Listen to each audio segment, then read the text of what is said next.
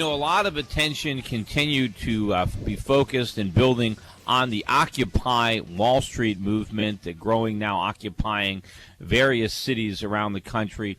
But, my question is, what is the movement really all about? Is it really as socialistic or anti-capitalistic as the media would portray it?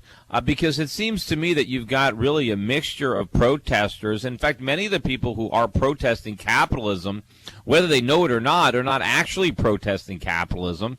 They're protesting crony capitalism. They're protesting socialism.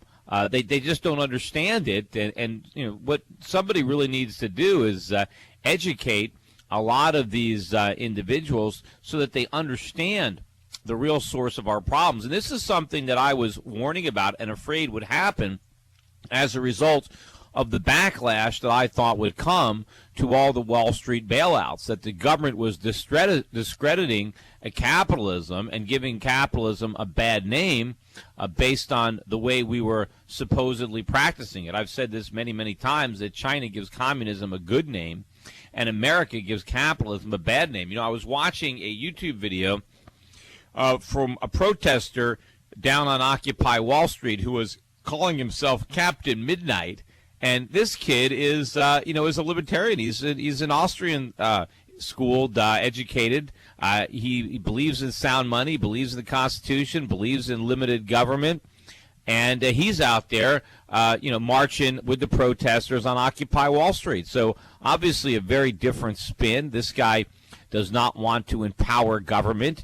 He wants to dismantle much of the government. He wants to empower individuals and, private initiative, entrepreneurship. He certainly objects to what's happening in the banks and with Wall Street, but not because he objects to capitalism. It's because he's in favor of capitalism, and he understands that what we have now, the partnership and the relationship between Washington and the banks, is not capitalism.